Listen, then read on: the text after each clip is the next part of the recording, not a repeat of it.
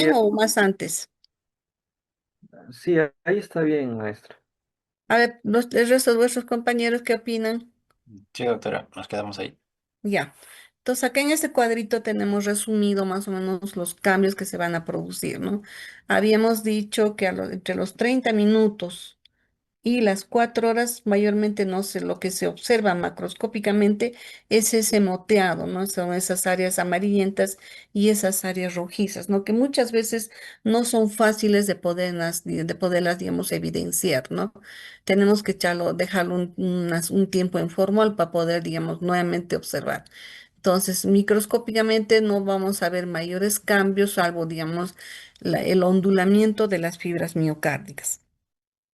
Entre las 4 y 12 horas igualmente va a persistir el moteado en el miocardio y lo que se hacen ya evidentes en estas horas son la presencia de esas bandas de contracción irregulares.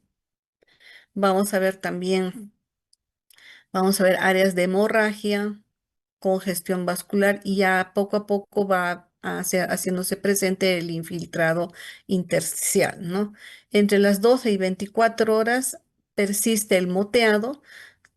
Acá observamos las bandas de contracción irregular. Vamos a ver también ya la eosinofilia de las fibras miocárdicas. Si nos acordamos cuando habíamos hablado de necrosis coagulativa, hablábamos de la eosinofilia del citoplasma, la pérdida del núcleo, en la pérdida del núcleo habíamos visto que no se nos daba la pignosis, lo que también veíamos es, digamos, la desaparición progresiva del núcleo, teníamos la cariorexis y cariolisis, ¿verdad? Entonces acá ya vamos a observar la pérdida del núcleo. Igualmente, ¿no? Detalles que se observan ya, digamos, a nivel microscópico, ¿no? Y acá ya estamos viendo la presencia de más neutrófilos. Entre 1 a 3 días, las áreas de necrosis se hacen más evidentes macroscópicamente. Entonces vamos a ver áreas amarillentas bien instaladas, lo que nos está indicando el infarto, la muerte de las fibras miocárdicas, ¿no? Con bordes irregulares.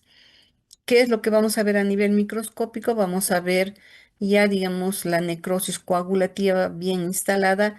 Eso va a significar eosinofilia del citoplasma, carioresis, cariolisis y pignosis de las fibras miocárdicas, ¿no? A esto se va a acompañar el ondulamiento de algunas, que todavía algunas fibras tienen. Vamos a ver la fragmentación de las mismas. Otra cosa que vamos a observar también es ya el componente inflamatorio, ¿no?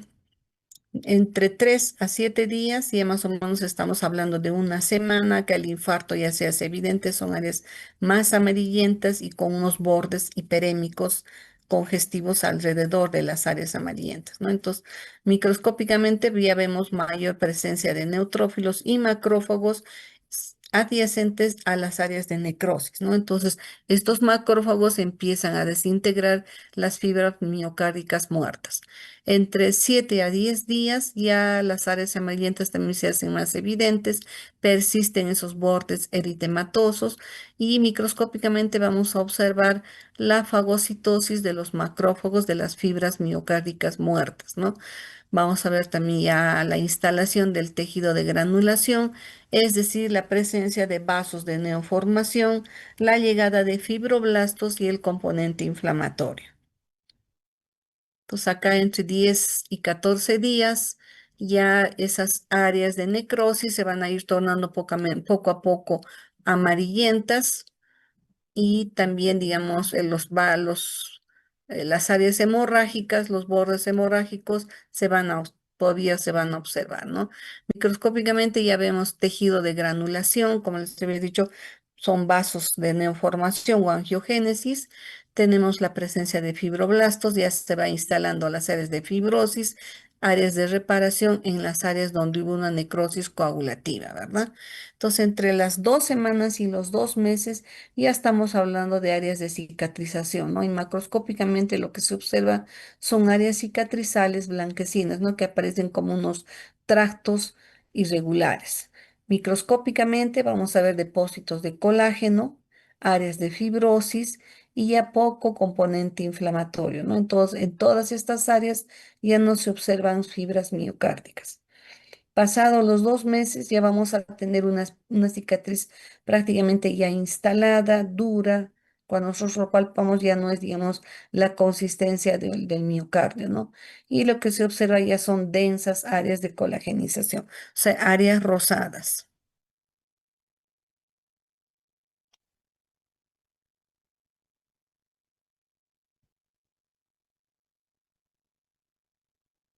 Acá está, miren lo que les explica en un inicio, ¿no? En una necropsia se ha abierto el tabique como un pancito, ¿no?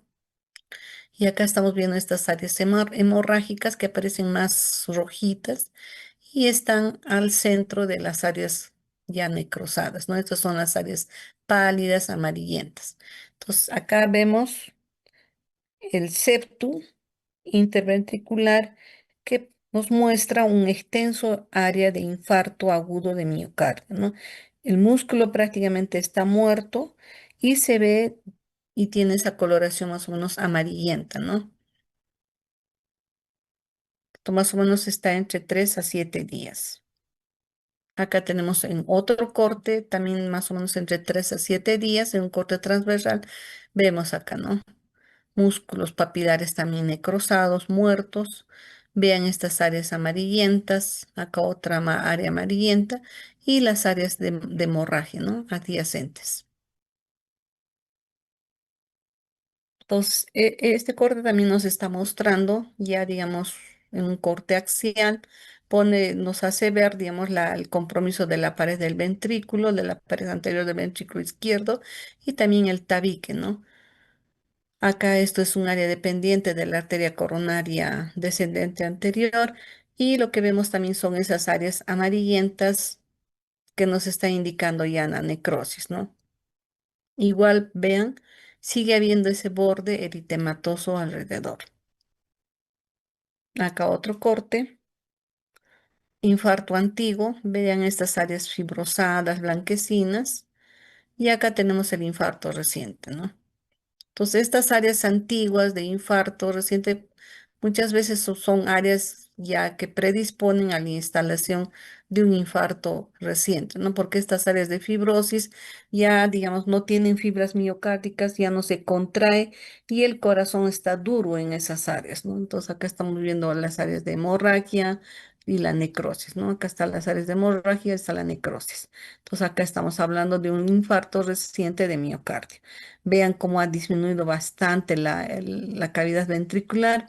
Vean, es la prominencia de estos músculos papilares y el septum, ¿no? Acá el ventrículo derecho también ya está comprometido. Acá otro corte ya fijado con formol. El anterior todavía lo estamos observando en fresco. Vean el infarto que se delinea, ¿no? En esta área de la pared. Aparece como un área más oscura, ¿no? Por las áreas hemorrágicas también, porque una vez que se fija la sangre, ya toma un color más oscuro. Entonces acá tenemos, vean, de 1 a 3 días, áreas pardo amarillentas. Vemos también las áreas hemorrágicas que se ven más rojitas, ¿no? Ahora, puede haber en estas áreas complicaciones, incluso ruptura de la pared, ruptura de los músculos papilares y cuerdas tendinosas, ¿no? Que nos puede llevar a taponamiento cardíaco, e incluso a formación de unos sacos aneurismáticos, ¿no? Acá tenemos, vean, todo el endocardio también ha sido comprometido y vean esa extensa área de fibrosis. Igual acá músculos papilares infartados, fibróticos ya, ¿no?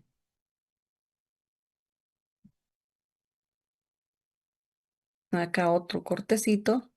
Vean los músculos papilares también cómo se observa el compromiso. Claro, este es un corazón que todavía no se ha fijado en formol, por eso lo vemos con este color, ¿no? Acá vemos, vean estas áreas de infarto. Vean cómo la pared se compromete y aparece, se está formando como una especie de huequitos, ¿no? Esto va aumentando y acá muchas veces se forman unas bolsas aneurismáticas, unos sacos aneurismáticos, ¿no? Entonces vean cómo la fibrosis también va haciendo que estos músculos papilares se tornen rígidos como si los dibujáramos encima de una superficie, ¿no? Acá en otro corte vemos igual áreas de hemorragia, vean cómo la hemorragia va también persistiendo y las áreas de necrosis están en medio de ellas, ¿no? Ahora, microscópicamente, ¿qué es lo que vamos a observar? Este es un miocardio normal para que podamos recordar. Estas son las fibras miocárdicas. Son fibras tabicadas en Y. Las vemos acá todas bien juntitas. El núcleo es central. Puede haber hasta dos núcleos en una fibra miocárdica. En medio de ellos vamos a tener los capilares sanguíneos. Como vemos acá hay continuidad. Todas son de color rosadito. Se notan los núcleos. Los discos intercalares también están presentes. Acá, por ejemplo, un disco intercalar aparecen como líneas en zigzag. Chicos, un ratito, por favor.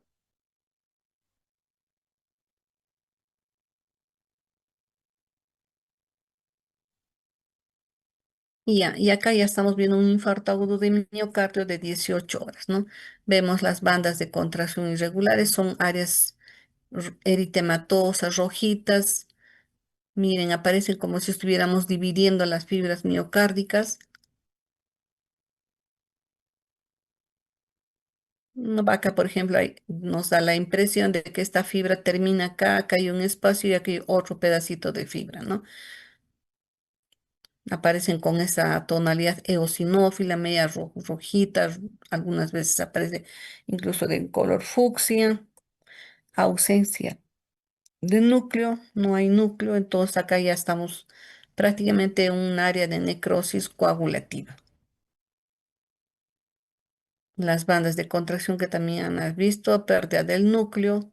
Algunas veces el núcleo poco a poco va desapareciendo y estamos frente a una lisis, cariorexis, la pignosis que también se observa, ¿no? Ven esas bandas de contracción irregular, áreas de hemorragia. Acá igualmente también vemos, ¿no? Neutrófilos, bandas de contracción que también se hace presente, estas rayitas irregulares. Y hay ausencia del núcleo, ¿no? Vean estas fibras eosinófilas, rojitas y no tienen núcleo, ¿no? Acá falta continuidad, se produce, ya está produciéndose la ruptura de las mismas. Entonces eso es lo que también le llamamos la fragmentación, ¿no? Los discos intercalares que se hacen evidentes, que aparecen unas rayitas irregulares, no hay núcleo. Acá está lo que les habíamos hecho mención, ¿no? Cuando pasa más o menos entre 4 y 12 horas,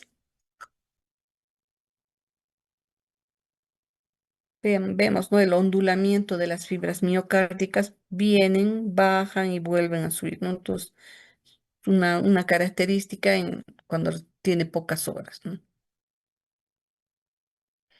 Acá vemos de 2 a 3 días con la presencia de neutrófilos, ¿no? Ya se hacen más evidentes la presencia del componente inflamatorio, que lo estamos viendo acá como puntitos, son los neutrófilos. Esta es una vista panorámica. En medio, vean acá las fibras cómo están fragmentadas. La mayoría ya no tienen núcleo, solamente se ve un citoplasma intensamente eosinófilo, ¿no? Acá, en otro tipo de corte, vemos igual, componente inflamatorio a nivel del intersticio y la eosinofilia que se observa en las fibras miocárdicas, ¿no? Acá otro cortecito, 1 a 2 días, bandas de contracción irregulares, estas rayitas que se ve acá, las áreas de hemorragia y componente inflamatorio que también se va haciendo presente, ¿no? Como vemos, algunas fibras todavía tienen el núcleo que está sufriendo su proceso de cariorexis, está fragmentándose el núcleo. En lisis ya, por ejemplo, ya no se ve acá a este nivel. Igual acá solamente están las bandas de contracción.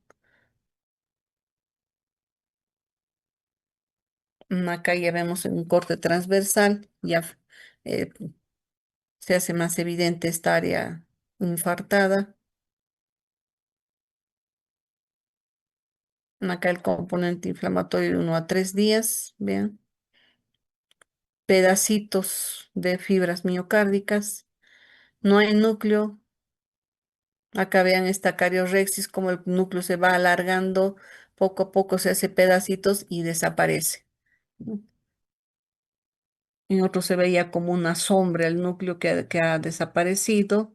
Otra cosa que vemos también es por lesión del aparato de parte de los componentes del citoplasma de las fibras miocárdicas, va a aparecer, digamos, estas áreas amarillentas en medio, digamos, de las fibras miocárdicas, ¿no?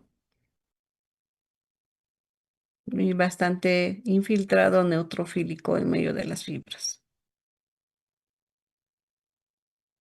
Acá ya vemos tejido de granulación. Todavía acá hay algunas fibras que han quedado todavía viables, pero ya en medio de ellas estamos viendo el componente inflamatorio, ¿no?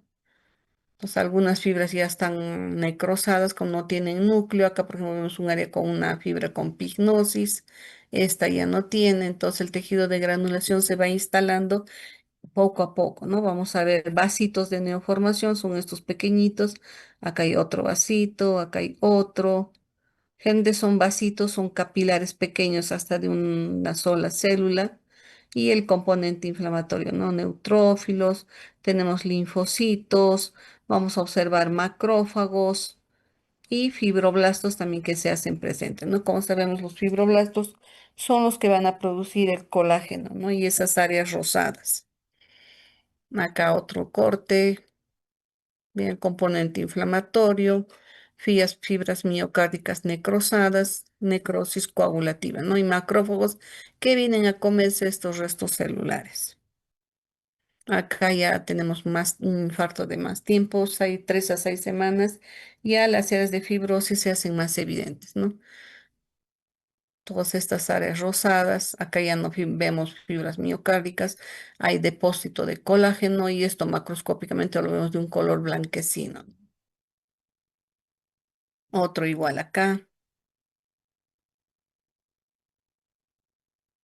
Ya cuando ha pasado años, generalmente son áreas blanquecinas ya de fibrosis duras, ¿no?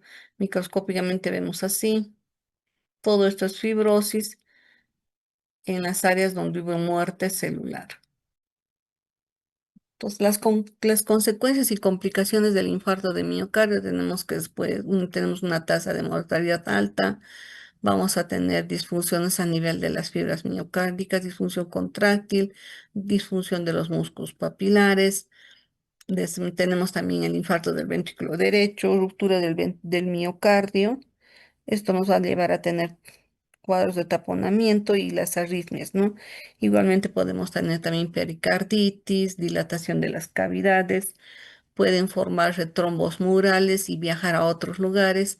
Los aneurismos que prácticamente vienen a ser dilataciones de la pared del ventrículo y la insuficiencia cardíaca que se genera por estos cuadros, ¿no? Acá tenemos un aneurisma ventricular, una dilatación de la pared. Acá se ve otro aneurisma, ven estas áreas de fibrosis. Acá tenemos la ruptura de pared. Esto es una toma de un músculo o de la ruptura reciente, por eso se ve así con esta coloración. Acá no se ha fijado, pero sí podemos observar ya incluso compromiso del endocardio, ¿no? Esto ya fijado. Conforme van pasando las horas, vamos a ver, ¿no? Cómo es que la pared se rompe. A veces o la ruptura es de la totalidad de la pared, es una lesión transmural, u otras veces también en áreas donde se ha dilatado como en estas de acá, ¿no? Donde se ha formado esta dilatación, esta pared es más fácil de poderse romper, ¿no? Entonces, acá, por ejemplo, si ustedes observan, vamos a ver que la pared del ápex está disminuida, está adelgazada, ¿no? Entonces es fácil de poderse romper. Igual acá, ruptura de los músculos papilares, vean. Acá ruptura del músculo ventricular, toda esta área necrosada. Acá igual. Acá tenemos el taponamiento cardíaco. Se ha retirado el peto external, acá vemos ambos campos pulmonares y vemos, ¿no? Abierto el mediastino, toda la cavidad pericárdica está lleno de coágulos hemáticos, ¿no? Que han, digamos, comprimido el corazón y esto lleva, digamos, a que la muerte se produzca más rápidamente, ¿no?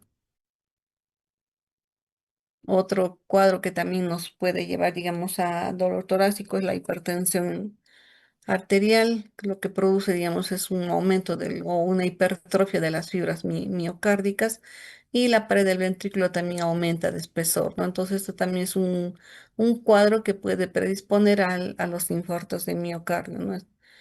Sobre todo, digamos, cuando hay factores de riesgo, no solamente cuadros que tienen bastante tiempo de evolución, pacientes que no han sido bien manejados o que puedan tener otras comorbilidades como diabetes, sean pacientes fumadores, que tengan factores de riesgo como, digamos, aumento del colesterol, entre otros, ¿no?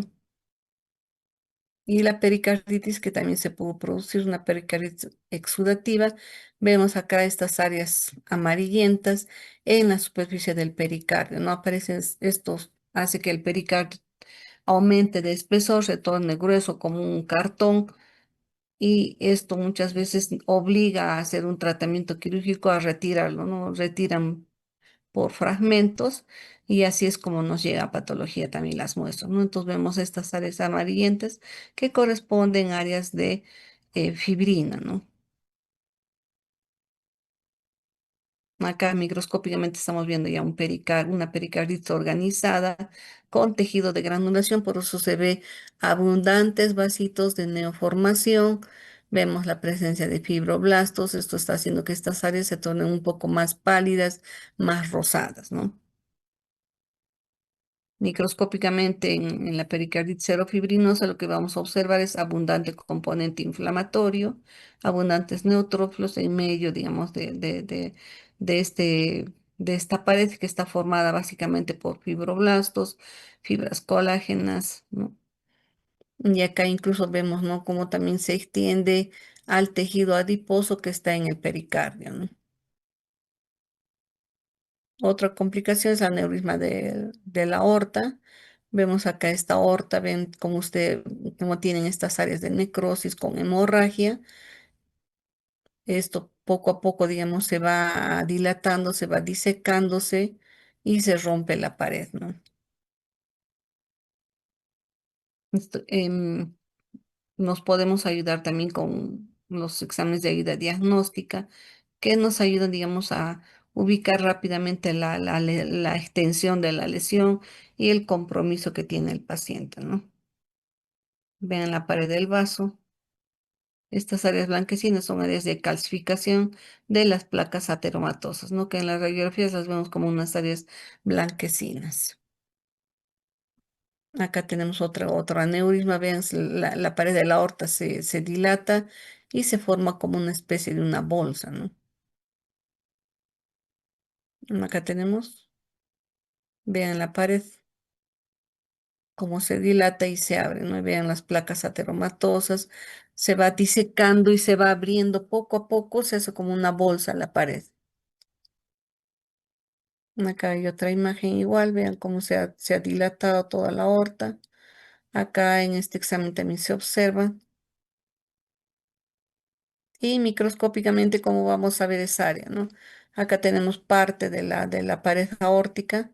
Vean cómo se rompe, ahí no hay continuidad. Áreas de hemorragia, todo eso correspondería a esas placas ateromatosas que han destruido la pared, ¿no? Ya acá no vemos íntima, no vemos capa muscular, no vemos fibras elásticas, no hay el subendotelio, no hay toda la pared está modificada por una placa ateromatosa, áreas de hemorragia, incluso las trombosis, las fibrosis que llevaron a la destrucción de la pared, ¿no? Acá las áreas de hemorrágicas que se observan entre medio de la pared dilatada. Otro cuadro que vemos es también la tromboembolia pulmonar. Acá estamos viendo parte de la arteria pulmonar con un trombo. Mm. Toda la pared con el trombo. Acá todavía lo están retirando en fresco. Acá vemos digamos, uno de los lados de un hemisferio o un, un hemitórax, y acá estamos viendo el vaso, ¿no? Con el trombo en su luz. Acá incluso se logra ver esas líneas de Sang, ¿no? Aparecen como unas líneas paralelas, como si le hiciéramos rayitas, ¿no? Microscópicamente lo vamos a ver, digamos, en una combinación entre áreas de fibrina y hematíes. Acá, fibrina y hematíes. Igual acá, hematíes y fibrina. Acá la luz del vaso todo tapada. Acá está viendo ya, digamos, un área de recanalización para permitir la reperfusión, ¿no? Acá otro que estamos viendo acá a nivel de la arteria abdominal, de la aorta abdominal, veamos la presencia de un trombo arterial y también las trombosis venosas por éstasis que se producen a nivel de los miembros inferiores y que también pueden llevar, digamos, a cuadros de lesiones en otros órganos, ¿no? Estos trombos pueden viajar a otros lugares y causar lesión. Bien, chicos, hasta acá esta primera parte. ¿Tuvieran alguna pregunta?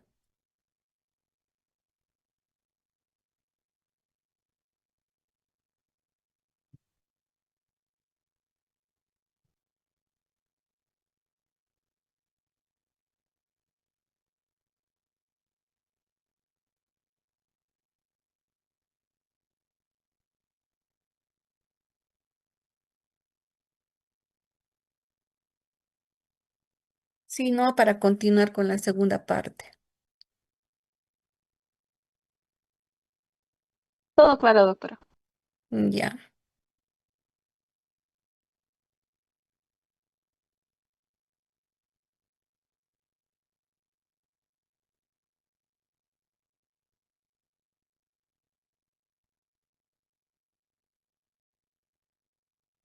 ya, vamos, ¿están viendo la diapositiva o no la ven?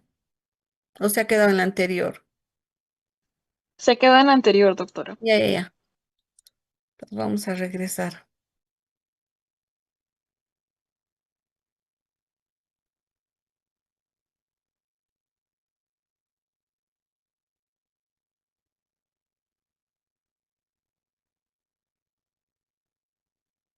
¿Ahora lo ven? Ujú. Sí, ahora Sí. sí. Ya, entonces, como les había hecho mención, el dolor torácico no solamente, digamos, es del corazón, ¿no? Sino también vamos a encontrar otras causas, digamos, en otros órganos, ¿no? Entonces habíamos visto que el dolor torácico va a referir el daño de otros órganos que tenemos dentro, otras vísceras que tenemos dentro de la pared, y también se incluye ahí lo que es lo que llamamos, lo que corresponde a la pared, ¿no? A los músculos intercostales, a las costillas, al esternón y a las vértebras, y también la articulación del hombro. Otros órganos que pueden traducir daño o dolores, también lesiones a nivel, digamos, de la unión esófago-gástrica o, digamos, a veces rupturas de varices esofágicas, otros cuadros que pueden causar dolor, ¿no? Entonces, nuevamente ese cuadrito con más lesiones para que ustedes puedan ver. Acá vemos, ¿no? Lo más frecuente generalmente son las causas a nivel de miocardio, le siguen las causas pulmonares y lo último que vamos a ver es el esófago, ¿no? Que son los más frecuentes.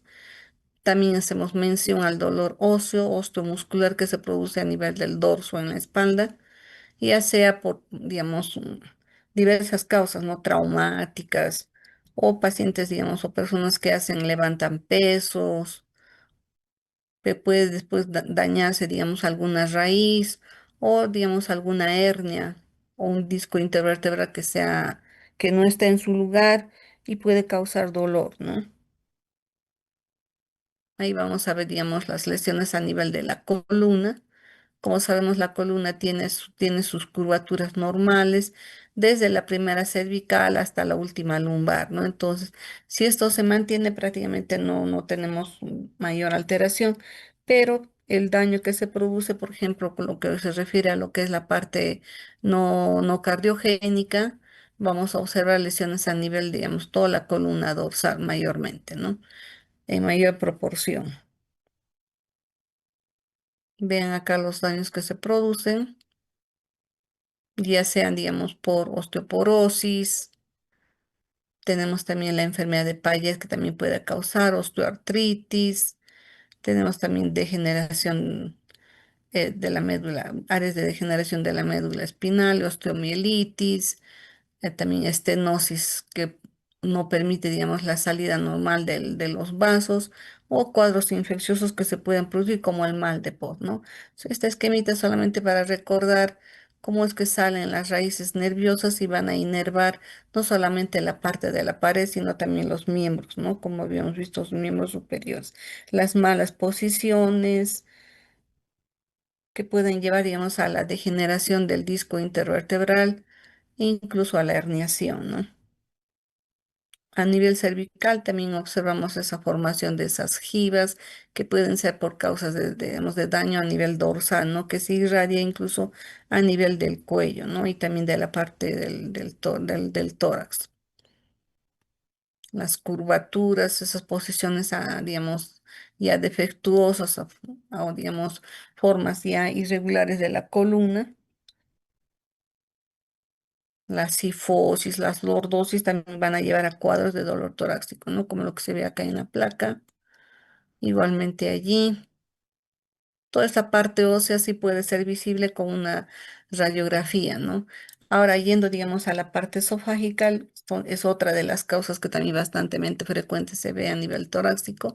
Y ahí tenemos, ¿no? Cuadros que pueden ser incluso por la presencia de las varices esofágicas, la ingesta de sustancias tóxicas, ahí están los cáusticos, la lejía, después que ingieren ¿no? ácidos o sustancias o simplemente no pastillas que pueden ingerir y que pueden dañar también la pared del esófago, ¿no? Otro que puede dañar también es el reflujo gastroesofágico, el regreso del contenido gástrico hacia la unión esófago-gástrica que puede causar un esófago de Barrett o incluso lesiones mayores, ¿no? Acá tenemos el esfínter normal y acá estamos viendo, ¿no? Cómo es que este esfínter poco a poco, digamos, se puede comprometer. Podemos tener cuadros, digamos, de dilatación del tercio inferior del esófago y que también lleva a cuadros de dolor, ¿no? Ahí vemos la calasia por lesión, digamos, de las terminaciones nerviosas a nivel de las fibras, a nivel de la pared del esófago, ¿no? Compromiso de los plexos mientéricos, el de Auerbach y el de Meissner, ¿no? Una otra cosa que observamos, como les decía, es el reflujo gastroesofágico, es regreso del contenido gástrico hacia la pared del esófago, ¿no? También vemos ahí que poco a poco el compromiso de la mucosa se va dañando. Podemos tener, digamos, solamente lesión de la mucosa. Podemos ir también hacia un cuadro de un esófago de Barrett o incluso desarrollarse posteriormente cuadros de cáncer, ¿no? Acá vemos cómo es que regresa el contenido y el contenido ácido va a dañar la pared del esófago, ¿no? Eso es lo que los pacientes manifiestan como un dolor retroesternal. Microscópicamente, como vemos, este es uno de los cuadros que se ve bastante frecuente. En los pacientes hacen mención a un dolor tipo retroesternal. Acá tenemos un fragmento de la mucosa esofágica, un epitelio poliestratificado no queratinizado, hiperplásico. En el medio que vemos la regular cantidad de eosinófilos, estos pequeñitas, esas células pequeñitas binucleadas de citoplasma rojo y núcleo bilobulado corresponden a eosinófilos, ¿no? También vamos a encontrar neutrófilos y una hiperplasia de la pared infiltrado en medio de las células. Entonces, esto corresponde a una esofagitis crónica de reflujo. Otro que vamos a observar muchas veces es la presencia de cuerpos extraños, a veces el paso de monedas o diversos objetos que también pueden quedar atracados a nivel del tercio inferior del esófago y pueden causar dolor, ¿no? Sobre todo en los niños. Acá tenemos las varices esofágicas en los cuadros de cirrosis hepática. Estas varices también vean cómo aparecen tortuosas. Estas pueden también reventar y causar cuadros de dolor torácico, ¿no? Acá tenemos ya un esófago con varices esofágicas. Vean cómo ya se ve, digamos, la ruptura de los vasos y que se está dando a diversos niveles, ¿no? Microscópicamente, como lo vamos a ver, acá vemos un vasito en la pared de una vena. Acá vemos, esto es el esófago, la mucosa esofágica. Igual también esta es una vista a menor aumento, una vista panorámica. Nos está permitiendo ver la pared de una vena, ¿no? La mucosa esofágica. Y acá lo vamos a ver a mayor aumento, ¿no? Vean estas áreas hemorrágicas. Todo esto nos está indicando dilatación de las venas y con la presencia de coágulos hemáticos en su luz, ¿no? Los vemos así bien intensamente rojitos, vasos dilatados, ectásicos, llenos de matías. Otro cuadro que se ve en el esófago, en el esófago es el esófago de Barrett. Vean acá cómo aparece como si hubiéramos retirado el epitelio, como si lo hubiéramos pelado. Esto es lo que llaman los gastroenterólogos áreas asalmonadas, ¿no? Medias rosaditas, y acá se está viendo el cambio, ¿no? Acá vamos a tener una transición entre lo que es el epitelio poliestratificado que cambia hacia una metaplasia intestinal, hacia un epitelio intestinal, ¿no? Entonces eso es lo que se llama el esófago de Barrett. Acá tenemos, vean, epitelio tipo intestinal, donde debería haber solamente epitelio poliestratificado, ¿no? Acá otra imagen microscópica. Vean las células caliciformes del epitelio intestinal, un epitelio cilíndrico, y donde no debería estar, encontramos. Esto es esófago de Barrett.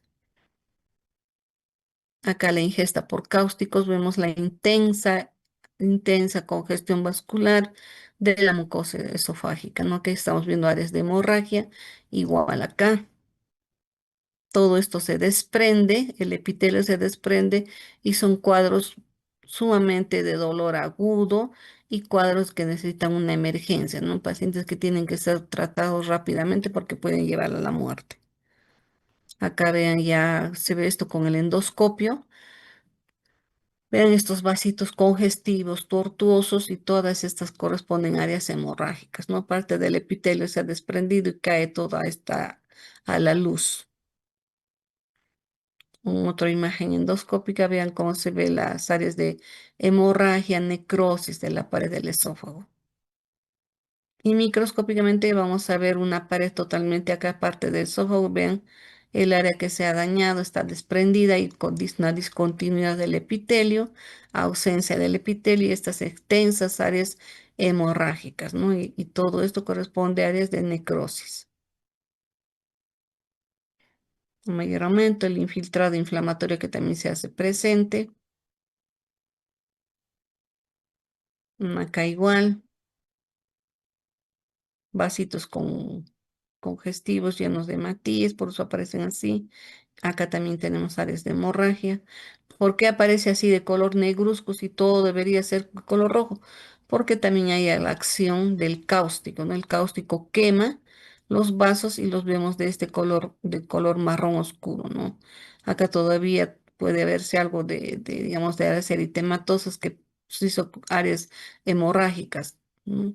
Acá la necrosis ha tornado estas áreas grises, ¿no? En medio de los vasos y también del epitelio. Acá igual vean todas estas áreas grises, la acción del cáustico, el componente inflamatorio, y prácticamente toda la pared está dañada, ¿no? Está necrosada, llena de componente inflamatorio. Ya el dolor intenso también es lo que lleva a esto, ¿no? Los pacientes, y puede causar incluso el daño no solamente a nivel del esófago, sino también de la orofaringe, de la lengua, ¿no? Dependiendo qué sustancia hayan consumido. El cáncer de esófago también es otra causa que nos produce dolor torácico, y esto muchas veces debuta ya cuando el cáncer está instalado, ¿no? La neoplasia que se produce compromete el epitelio escamoso del esófago, como es un epitelio poliestratificado no queratinizado, también se le llama escamoso porque es epitelio y las células están colocadas una tras otra, no parecen las escamas, entonces por eso también se le llama epitelio escamoso o digamos epitelio poliestratificado, ¿no? Y vemos como la neoplasia compromete, modifica toda la arquitectura del epitelio del esófago, puede comprometer incluso las otras capas, ¿no? La capa submucosa y la muscular, ¿no? Estos pacientes que debutan con este tipo de lesiones es cuando ya se ha dado el compromiso de buena parte del esófago, ¿no? Acá tenemos la neoplasia, es un esófago que se retiró con el estómago. Vemos la neoplasia que compromete prácticamente el inicio todo el esfínter cardioesofágico, el esfínter cardíaco, incluso la neoplasia está invadiendo parte de la pared del estómago, ¿no? Algunas veces se observa así cuando ya tomamos los cortes, áreas totalmente irregulares, todo esto es la neoplasia, ¿no? Vean, así llegan los pacientes. Esto es prácticamente quirúrgico, retirar todo esto y hacerle las plastías, ¿no? Para que los pacientes puedan por lo menos comer, ¿no? Microscópicamente lo que se observa son eh, epitelio irregular. Ahora, en el esófago puede darse lo que es un carcinoma escamoso o también un adenocarcinoma, ¿no? Lo que estamos viendo acá corresponde a un adenocarcinoma, por eso vemos formaciones tubulares irregulares. Acá mayor aumento, la tipicidad, estratificación de los núcleos, estas glándulas, este epitelio totalmente alterado, modificado. Y este sería un carcinoma escamoso del esófago. Acá estamos viendo la formación de las perlas de queratina, el epitelio escamoso también atípico, núcleos más hipercromáticos, irregulares, ¿no? No se parecen en nada al epitelio poliestratificado, ¿no? Normalmente el esófago no forma queratina, esto ya se da cuando se instala el carcinoma escamoso. Acá mayor aumento, otra vista, múltiples áreas de queratinización irregular, perlas córneas, bandas de epitelio escamoso infiltrativo con células atípicas, núcleos hipercromáticos irregulares. Vean cómo compromete prácticamente toda la pared del esófago, ¿no? Acá hay un mayor aumento, células atípicas, básicamente lo que se ve son los núcleos atípicos, ¿no? Vean estas bandas irregulares infiltrativas. Puede haber también lesión por gérmenes, entre ellos el herpes, que también causa bastante dolor. Y esto lo vemos más que todo en pacientes inmunosuprimidos, ¿no? Aparecen estas áreas ulceradas con fibrina en su superficie, ¿no? Entonces se toma la muestra y lo que observamos en estas áreas son estas células multinucleadas que nos están mostrando un moldeamiento nuclear que nos indica que los núcleos están uno encima del otro, ¿no? Con el reborde nuclear más intenso. Esto es lo que algunos textos también se les llaman vidrio esmerilado y da la apariencia de que fuera una célula multinucleada, ¿no? En el medio de la célula tenemos los núcleos uno encima del otro como si se estuvieran acomodando, ¿no? Entonces, a esto le llamamos el moldeamiento nuclear, que significa el efecto citopático viral del herpes virus, ¿no? Entonces, acá ya confirmamos con su presencia que es una esofagitis herpética, ¿no? Acá igual. Vean el moldeamiento nuclear, un núcleo, otro núcleo, acá hay otro, ¿no? Acá hay dos, acá también hay. Y acá vemos más todavía moldeamiento nuclear. El reborde se hace más intenso y la parte central queda como un área eosinófila. Acá tenemos también otro, uno, dos, tres, cuatro, cinco. Acá otra célula multinucleada que tiene moldeamiento nuclear. Entonces eso es herpes. El neumotórax también va a causar dolor torácico porque hay ruptura de la pared de los alvéolos. Se forman estas dilataciones quísticas que si están adyacentes a la pleura pueden formarse también las bulas enfisematosas, ¿no? Acá aparentemente un parénquima atelectásico y un área de enfisema, ¿no? Espacios amplios, dilatados. Bien, chicos, hasta acá habríamos llegado. Si tuvieran alguna pregunta.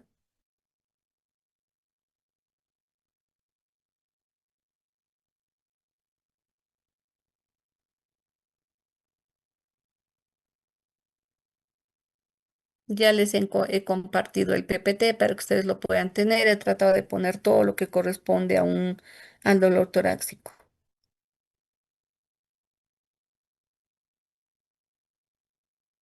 Muchas gracias, doctorita. Ya ves, ya Samuelito. Bien, chicos. Muchas gracias por vuestra atención. Ya nos estamos viendo. Gracias. Gracias, doctora. Buenas noches. Gracias, Cuídense. doctora. Buenas Bye, noches. bye. Ya, chicos. Bye, bye.